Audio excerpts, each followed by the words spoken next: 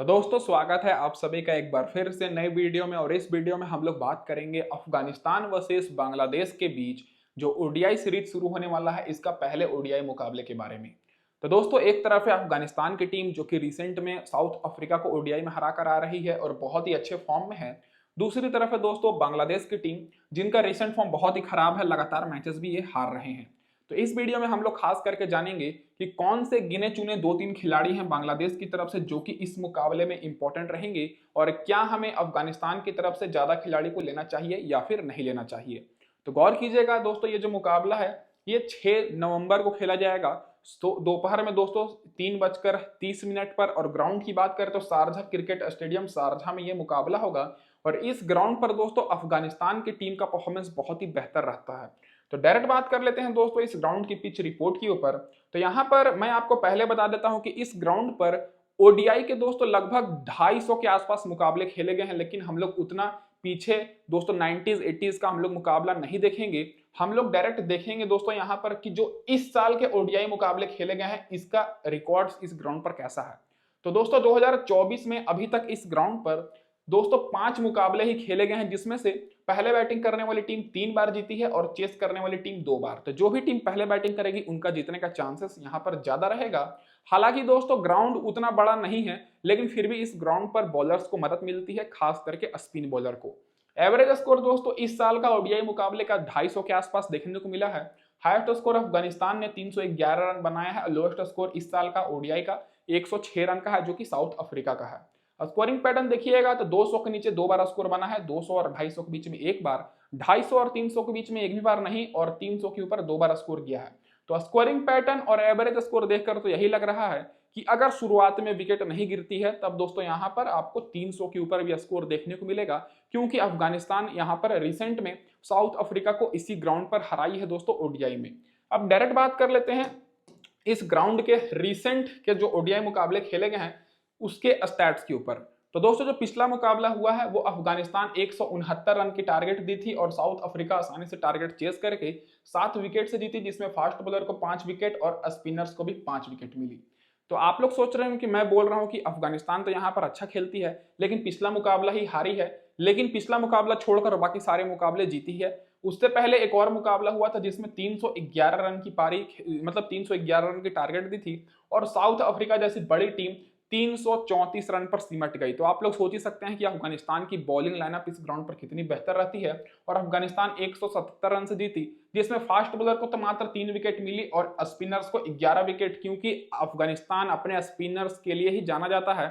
और उससे पहले साउथ अफ्रीका मात्र 106 रन बनाई पहले बैटिंग करते हुए, और अफगानिस्तान बहुत आसानी से टारगेट चेस करके 6 विकेट से जीती, जिसमें फास्ट बॉलर को तो 5 ही विकेट मिली लेकिन स्पिनर्स को 8 विकेट। तो पिछले 3 मुकाबले देखकर तो आपको यही लग रहा है कि अफगानिस्तान अगर पहले बैटिंग करेगी तब 300 से ऊपर भी स्कोर कर सकती है। और यहाँ पर पिछले 3 मुकाबले में देखकर तो यही लग रहा है कि दोस्तों यहाँ पर स्पिनर्स को भी अच्छा खासा मदद मिल रहा है, क्योंकि पिछले 3 मुकाबले मिलाकर फास्ट बॉलर को तो मात्र 13 विकेट ही मिली है, लेकिन स्पिनर्स को मिली है लगभग यहाँ पर दुगना विकेट, 24 विकेट, जिसमें से फर्स्ट इनिंग में दोस्तों केवल बराबर विकेट मिल रही है, क्योंकि फर्स्ट इनिंग में फास्ट बॉलर भी 10 विकेट और स्पिनर्स भी 10 विकेट लिए हैं। तो जो भी टीम पहले बॉलिंग कराएगी उनके फास्ट बॉलर और स्पिनर्स दोनों पर फोकस करना है। लेकिन इंटरेस्टिंग बात यहाँ पर यह है कि सेकेंड इनिंग में फास्ट बॉलर को मात्र 3 विकेट मिली है और स्पिनर्स को 14 विकेट। तो जो भी टीम सेकेंड इनिंग में बॉलिंग कराएगी उसके स्पिनर्स पर आपको फोकस करना है, क्योंकि दोनों टीम्स में आपको बेहतर स्पिनर्स दिखने को मिलेंगे, खास करके अफगानिस्तान टीम में। अब डायरेक्ट बात कर लेते हैं दोस्तों हेड टू हेड रिकॉर्ड के ऊपर। तो दोनों टीम्स के बीच अभी तक पूरे इतिहास में ओडीआई में दोस्तों 16 मुकाबले हुए हैं, जिसमें से अफगानिस्तान 6 बार और बांग्लादेश 10 बार बाजी मारी है। लेकिन अफगानिस्तान का पगड़ा इस मुकाबले में भारी रहेगा, क्योंकि इस ग्राउंड पर अफगानिस्तान बेहतर खेलती है और पहले से दोस्तों बहुत ही इंप्रूवमेंट कर चुकी है, ये तो आपको पता ही होगा। रिसेंट फॉर्म अफगानिस्तान का बहुत बेहतर है। पिछले 5 ओडीआई मुकाबले में से 4 ओडीआई मुकाबले जीते हैं और केवल एक ही हारे हैं। और वहीं बांग्लादेश की बात करें तो 5 में से 3 तो ये मुकाबले जीते हैं ओडीआई में, लेकिन अभी रिसेंट में T20 टेस्ट सीरीज ये हार कर आ रहे हैं, तो इनका कॉन्फिडेंट अभी डाउन होगा। अब डायरेक्ट बात कर लेते हैं क्या रहेगी अब इस मुकाबले में अफगानिस्तान की प्लेइंग 11। तो दोस्तों अफगानिस्तान की तरफ से यहाँ पर एक खिलाड़ी को मौका दिया जाएगा इस मुकाबले में, जिनका नाम है दोस्तों सदिकुल्ला अटल। क्यों? क्योंकि ये दोस्तों इमर्जिंग एशिया कप जो अभी हुआ कुछ ही महीने पहले, मतलब कुछ ही हफ्ते पहले, उसमें दोस्तों ये बहुत ही मतलब हर मुकाबले में अर्ज तक ये पारी खेल रहे थे, ये तो आपको पता ही होगा। तो इनको ओपनिंग कराया जाएगा, मौका मिलेगा यहाँ पर रहमानुल्लाह गुरबज के साथ, क्योंकि आर गुरबज तो दोस्तों यहाँ पर कंपलसरी है ही। फिर तीसरे नंबर पर रहमत शाह आएंगे, फिर हसमतुल्लाह शहीदी, फिर पांचवें नंबर पर अजमतुल्लाह उमरजाई, फिर मोहम्मद नबी, गुलाबुद्दीन नईब, फिर ऐन खटोरे, फिर राशिद खान, नूर अहमद और फैजल फारूकी। तो यहाँ पर प्लेइंग 11 तो यही रहने वाली है। केवल दोस्तों सदीकुल्लाह अटल को मौका दिया जा सकता है इस मुकाबले में। पावर प्ले में यहाँ पर फैजल फारूकी और नूर अहमद बॉलिंग कराएंगे और आखिरी ओवर में राशिद खान और फैजल फारूकी। और रिसेंट में दोस्तों यहाँ पर यह देखने को मिल रहा है कि अफगानिस्तान के खिलाफ जो भी टीम अभी रिसेंट में खेल रही है ओडीआई मैच, पूरा 50 ओवर नहीं खेलने पा रही है, क्योंकि अफगानिस्तान बहुत ही जल्दी ऑल आउट कर दे रही है, और खास करके इसी ग्राउंड पर। अब डायरेक्ट बात कर लेते हैं इन सारे खिलाड़ियों के रिसेंट फॉर्म के ऊपर। तो उससे पहले मैं अपने भाइयों से ये बोल दूं कि वीडियो को लाइक नहीं किए तो लाइक कर दीजिए, जिससे मुझे मोटिवेशन मिलती रहे। और इसी तरह सारे मैचेस की अपडेट्स सबसे पहले पाना चाहते हैं तो लाइक करके, सब्सक्राइब करके और नोटिफिकेशन बेल को ऑन कर दीजिए, ताकि आपके पास सबसे पहले नोटिफिकेशन पहुंचे। ओपनिंग आपको आर गुरबज और यहाँ पर एस अटल करेंगे, और खास करके आर गुरबज का इस ग्राउंड पर परफॉर्मेंस बहुत अच्छा है। रिसेंट में 89 रन, 105 रन और 51 रन इसी ग्राउंड पर बनाए हैं, और उससे पहले 121 रन और 48 रन भी इसी ग्राउंड पर आया है, वो दोस्तों आयरलैंड के खिलाफ आया था। तो रिसेंट में देखा जाए तो 5-6 मुकाबले में इनका परफॉर्मेंस बहुत ही अच्छा रहा है इस ग्राउंड पर। तो आर गुरबज को तो मैक्सिमम लोगों ने अपनी टीम में लिया है, लेकिन कैप्टन और वाइस कैप्टन बहुत ही कम लोग बना रहे हैं। तो आपको अपनी टीम में इनको कैप्टन और वाइस कैप्टन करना है, क्योंकि ये आपको अच्छा खासा पॉइंट्स दिलाएंगे और मैच भी जिताएंगे। अब इसके बाद दोस्तों सदीकुल्लाह अटल की बात करें तो रिसेंट में अफगानिस्तान ए की तरफ से इन्होंने 83 रन, 95 रन, 52 रन, 83 रन और 55 रन की पारी खेली है, और ये T20 में खेली है। ये अभी तक ओडीआई मुकाबले नहीं खेले हैं, और इनका रिकॉर्ड देखकर ही दोस्तों इनको स्क्वाड में ऐड किया गया है। तो जहां तक मुझे लग रहा है कि इतना अच्छा परफॉर्मेंस देने के बाद इनको तो दोस्तों मौका मिलेगा। तो दोनों ओपनर्स इस मुकाबले में इंपॉर्टेंट रहेंगे, लेकिन जो ट्रम्प ओपनर रहेंगे वो दोस्तों यहाँ पर सदीकुल्लाह अटल रहने वाले हैं। क्यों? क्योंकि इनको मात्र 10 से 15% लोग लिए हैं। तो अगर दोस्तों अफगानिस्तान की टीम यहां पर मान के चलिए पहले बैटिंग करती है या फिर टॉस जीतती है, तब दोस्तों आपको सदीकुल्लाह अटल को अपनी ग्रैंड लीग की टीम में लेना है, और आप लोग इनको कप्तान वाइस कप्तान भी बना सकते हैं, क्योंकि बहुत ही दोस्तों कह सकते हैं प्रभावित किए हैं, इसलिए इनको ऐड किया गया है। रहमत शाह की बात कर ले दोस्तों, तो रहमत शाह का परफॉर्मेंस बहुत ही खराब है। रिसेंट में इस ग्राउंड पर जो 4-5 मुकाबले खेले हैं, उसमें से केवल एक ही मुकाबले में 50 रन की पारी खेले हैं, और बाकी सारे मुकाबले में 1 रन, 8 रन, 4 रन, 2 रन, और बहुत पहले भी दोस्तों 63-65 रन की ही खेले हैं पारी। तो दोस्तों यहाँ पर टॉप के दोनों ओपनर्स तो दोस्तों अच्छे हैं ही, लेकिन आपको रहमत शाह पर कम फोकस करना है, और आप लोग इनको लेना चाहते हैं तो अफगानिस्तान अगर पहले बैटिंग करती है तभी लीजिएगा, नहीं तो ये थोड़े से रिस्की ऑप्शन रहने वाले हैं। अब दोस्तों एच शहीदी की बात करें, जो कि अफगानिस्तान के कप्तान हैं। रिसेंट में इस ग्राउंड पर 10 रन, 16 रन, 69 रन, फिर 50 रन की पारी खेले हैं, और उससे पहले 4 मुकाबले में फ्लॉप हुए थे, फिर उससे पहले अच्छी पारी खेले थे। तो ये दोस्तों इनका ऐसा बात है कि ये बहुत ही संभल कर खेलते हैं, बहुत ही धीमा शुरुआत करते हैं, फिर धीरे धीरे जाकर स्कोर करते हैं। तो दोस्तों यहाँ पर ऐसा भी हो सकता है कि अगर मान के चलिए अफगानिस्तान की टीम पहले बैटिंग करती है, तब तो ये इंपॉर्टेंट हो सकते हैं। चेस करते समय ऐसा भी हो सकता है कि उतना बड़ा टारगेट ना हो, तो टॉप ऑर्डर के खिलाड़ी ही टारगेट चेस कर दें।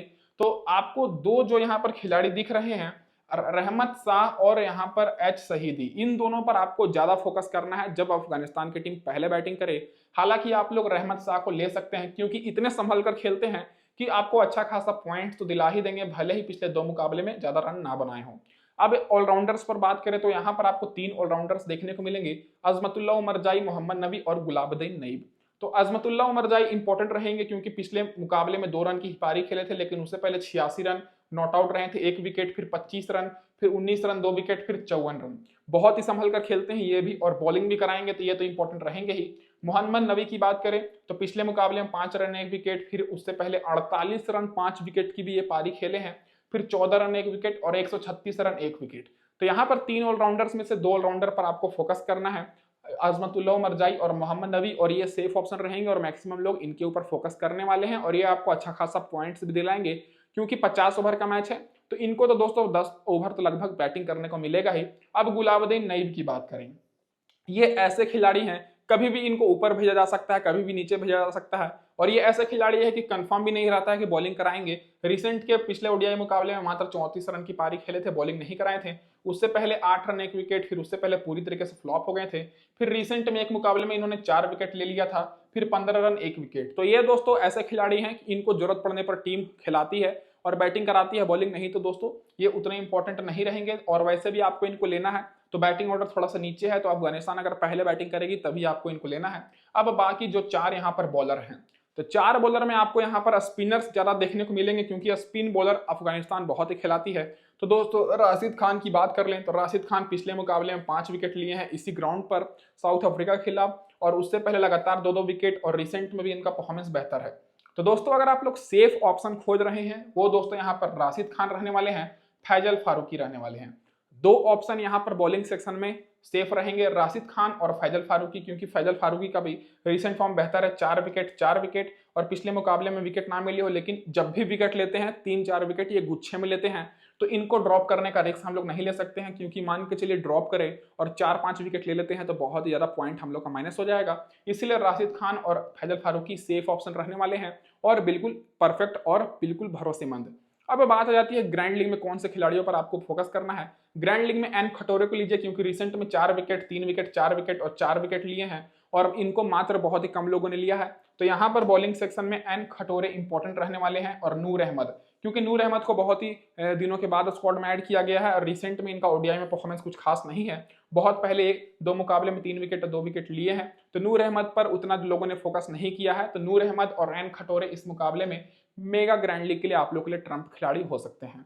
अब डायरेक्ट बात कर लेते हैं दोस्तों जो खिलाड़ी बेंच पर बैठे हुए हैं। उससे पहले कि अभी तक आप लोग टेलीग्राम पर नहीं जुड़े हैं तो फटाफट से जुड़ जाइए, क्योंकि यहाँ पर आपको टॉस के बाद बिल्कुल फ्री में टीम्स मिलेगी, सारे मैचेस के अपडेट्स मिलेंगे। तो लिंक दोस्तों मैंने डिस्क्रिप्शन में दिया हुआ, फटाफट से जुड़ जाइएगा।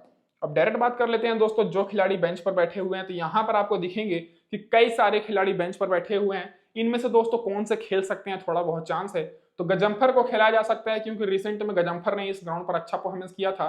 बाकी दोस्तों किसी का चांसेस नहीं लग रहा है, और यहाँ पर अली खिल भी खेल सकते हैं, लेकिन चांसेस कम है। तो दोस्तों यहाँ पर जो खिलाड़ी हैं, सारे खिलाड़ियों का रिकॉर्ड आप लोग देख लीजिए। इधर मैं आप सभी का ज्यादा टाइम वेस्ट नहीं करूंगा, क्योंकि जो परफेक्ट प्लेइंग 11 थी वो तो दोस्तों हम लोग डिस्कस कर ही लिए हैं।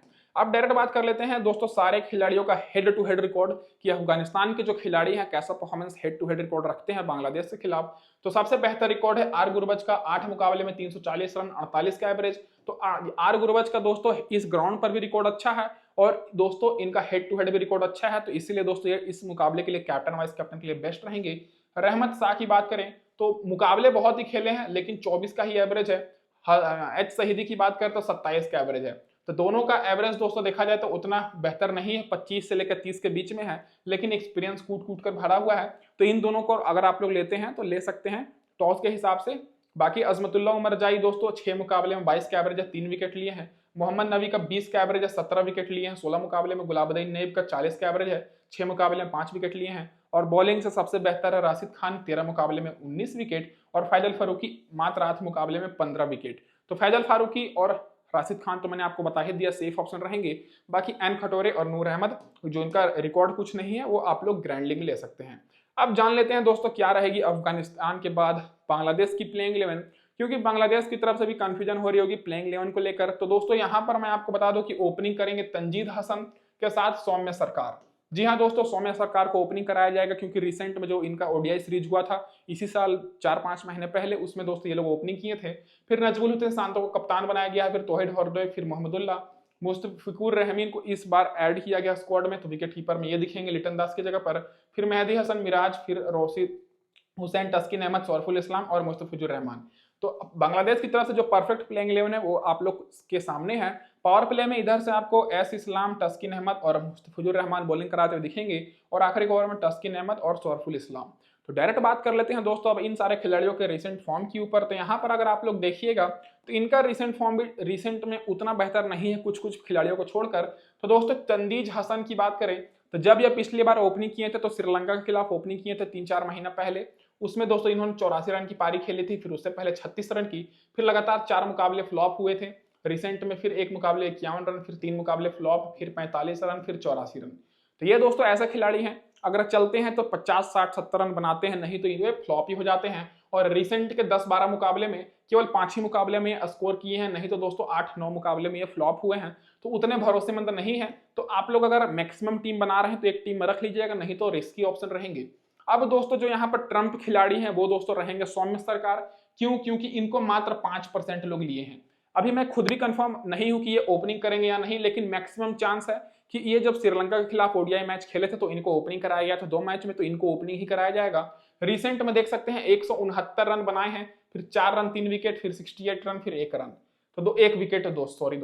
तो ये ऐसे खिलाड़ी हैं, अगर चलेंगे तो ये भी लंबी पारी खेल सकते हैं। देख सकते हैं कि 169 रन की पारी ये खेले हैं। तो दोस्तों अगर ये ओपनिंग करेंगे तो इनसे बेहतर कैप्टन और वाइस कैप्टन नहीं हो सकता है।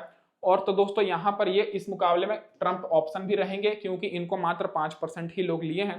तो टॉस के बाद मैं टेलीग्राम पर अपडेट करूंगा, तो आप लोग फटाफट से टेलीग्राम पर जुड़ जाइएगा। अब टॉप ऑर्डर से दोस्तों यहाँ पर दोनों रिस्की ऑप्शन है, लेकिन सौम्य सरकार ट्रम्प ऑप्शन भी रहेंगे। अब दोस्तों बात आ जाती है सेफ ऑप्शन के ऊपर, जो कि नजमुल हुसैन शांतो रहेंगे सेफ ऑप्शन। पिछले मुकाबले में 1 रन की ही मात्र पारी खेले हैं, लेकिन उससे पहले 40 रन, 122 रन, 51 रन, फिर 90 रन, 45 रन की भी पारी खेले हैं। और रिसेंट में 5 मुकाबले में फ्लॉप हुए हैं, लेकिन इनका परफॉर्मेंस करने का चांसेस ज्यादा है। तो यहाँ पर मिडिल ऑर्डर से नजमुल हुसैन शांतो बेस्ट रहेंगे। तौहीद हरदोई और दोस्तों महमूदुल्लाह की बात कर ले अब, तो तौहीद हरदोई का रिसेंट फॉर्म देखिएगा तो पिछले मुकाबले में 22 रन, फिर 96 रन, फिर लगातार 2 मुकाबले में फ्लॉप, फिर 74 रन। तो तौहीद हरदोई की बात करें तो कंटिन्यूअस परफॉर्मेंस ना करने के कारण ये दोस्तों थोड़े रिस्की रहेंगे। तो यहाँ पर महमूदुल्लाह पर आप लोग फोकस करिएगा। क्यों? क्योंकि दोस्तों महमूदुल्लाह का एक तो दोस्तों हेड टू हेड रिकॉर्ड अच्छा है, एक्सपीरियंस वाले हैं और जरूरत पड़ने पर बॉलिंग भी कर लेते हैं। पिछले मुकाबले में तो फ्लॉप हुए हैं, लेकिन उससे पहले 37 रन, 32 रन, 22 रन, 56 रन, फिर 111 रन की भी इन्होंने पारी खेली है, 46 रन।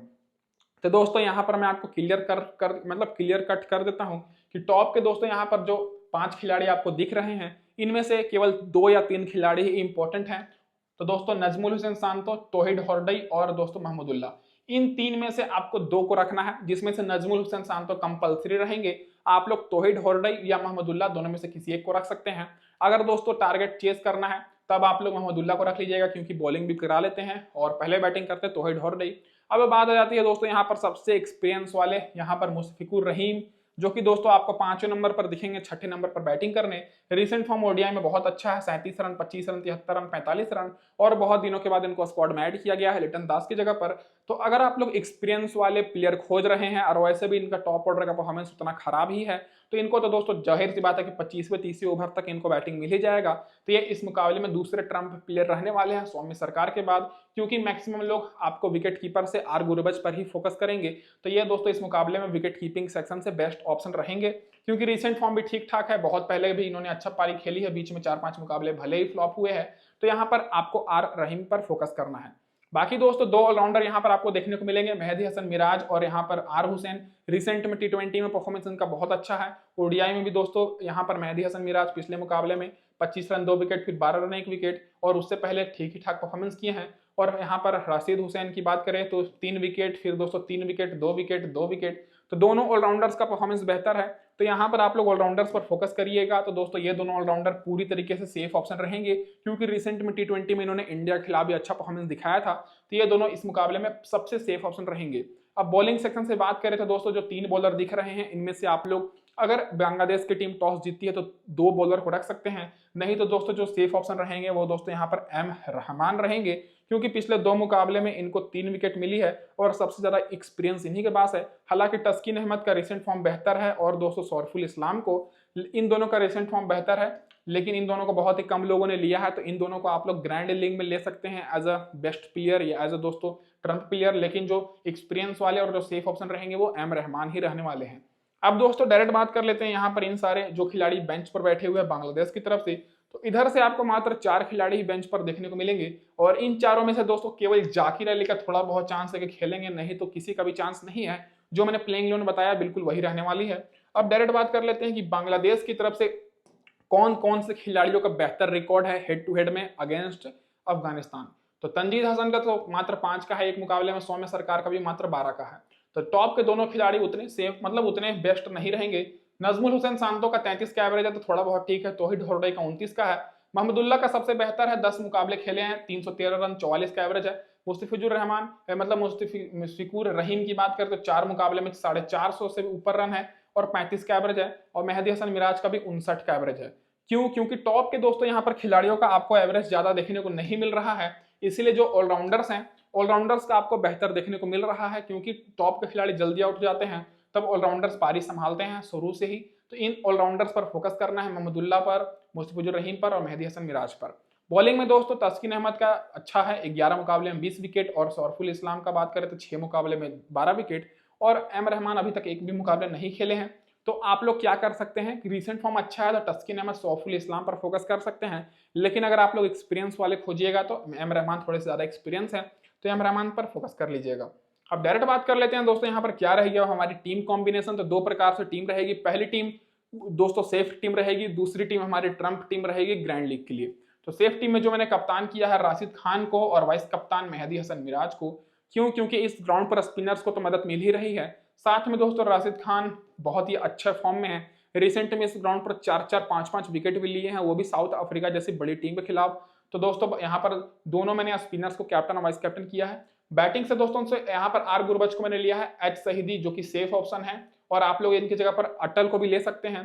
फिर यहाँ पर अजमतुल्ला उमर जाई और मोहम्मद नबी को लिया है। और बाकी बांग्लादेश की तरफ से मोहम्मदुल्ला, नजमुल हुसैन सांतो, आर हुसैन और मेहदी हसन मिर्जा। तो दोस्तों मैंने यहाँ पर उन्हीं प्लेयर्स पर केवल फोकस किया है जिनका चांसेस है कि परफॉर्मेंस करेंगे और ज्यादातर करते हैं। यहाँ पर मैं रिक्स वाले प्लेयर नहीं लिया हूँ। बॉलिंग से फैजल फारूकी और यहाँ पर एम रहमान को लिया हूँ। एम रहमान की जगह पर आप लोग रिसेंट फॉर्म तस्किन अहमद, सौरफुल इस्लाम का अच्छा है तो उनको ले सकते हैं, खास करके तस्किन अहमद को। तो ये जो मेरी टीम है इसमें मैंने 6 प्लेयर लिया अफगानिस्तान की तरफ से और 5 प्लेयर बांग्लादेश की तरफ से। तो ये पूरी सेफ टीम है। जो लोग बिल्कुल हेड टू हेड लगाते हैं जिसमें 3-4 मेंबर्स रहते हैं, ये उनके लिए टीम है। इस टीम में आप लोग टॉस के हिसाब से कैप्टन वाइस कैप्टन रोटेट करके लगा सकते हैं, लेकिन मैक्सिमम लोग राशिद खान को ही कैप्टन बनाएंगे। अब बात कर लेते हैं दूसरी टीम के ऊपर। ये जो रिस्की टीम है ग्रैंड लीग के लिए, यहां पर मैं आर गुरबख्श को कैप्टन किया हूं, और आप लोग स्मॉल लीग की टीम में भी आर गुरबख्श को कैप्टन कर सकते हैं क्योंकि ये सेफ ऑप्शन रहेंगे। Vice captain Najmul Hussain Santo को किया हूं क्योंकि ग्राउंड छोटा है, तो हो सके नजमुल हुसैन सांतो का भी रिसेंट फॉर्म अच्छा है, शतक इन्होंने लगाया है, तो इनके ऊपर मैं फोकस कर रहा हूं। तो दोस्तों दोनों मैंने टॉप ऑर्डर के बैट्समैन को कैप्टन वाइस कैप्टन करने के बाद यहाँ पर दोस्तों अब बात जाती है ट्रम्प प्लेयर के ऊपर। तो सबसे पहले मैंने ट्रम्प प्लेयर यहाँ पर एम रहीम को लिया हूँ, उसके बाद तौहीद हॉर्डई और रहमत शाह। बाकी ऑलराउंडर सेक्शन में सौम्य सरकार हमारे ट्रम्प प्लेयर हैं, और बॉलिंग सेक्शन में तस्किन अहमद। तो इस टीम में आपको यहाँ पर 2, 4 और 1, 5 ऐसे खिलाड़ी देखने को मिलेंगे जिनको कम लोगों ने लिया है। उनका बैटिंग ऑर्डर भी अच्छे पोजीशन पर है और दोस्तों परफॉर्मेंस भी रिसेंट में अच्छा है, लेकिन फिर भी कम लोगों ने लिया है। तो यहाँ पर मैं 5 ऐसे खिलाड़ियों को लिया हूँ जो कि ट्रम्प खिलाड़ी हैं और इस मुकाबले में अच्छा परफॉर्मेंस कर सकते हैं। तो ये दोस्तों बुरी टीम नहीं है, ये भी बेहतर टीम है। अगर ये टीम चलेगी तो बहुत ही अच्छा पॉइंट्स दिलाएगी। एम रहमी और बाकी दोस्तों मैंने यहाँ पर मेहदी हसन मिराज, उमर जाई, फैजल फारूकी, राशिद खान को लिया है। तो इस टीम में मैंने 5 प्लेयर अफगानिस्तान की तरफ से और 6 प्लेयर बांग्लादेश की तरफ से लिया है। कैप्टन वाइस कैप्टन हमारे बेस्ट रहेंगे इस ग्राउंड के हिसाब से, क्योंकि इस ग्राउंड पर अच्छा खासा स्कोर भी बनता है। तो ये हो गई हमारी ट्रम्प टीम, ये हो गई हमारी सेफ टीम। तो दोस्तों इस वीडियो में बस इतना ही। वीडियो देखने के लिए धन्यवाद। चैनल पर पहली बार है तो सब्सक्राइब जरूर कर लिएगा। धन्यवाद दोस्तों आप सभी का वीडियो देखने के लिए।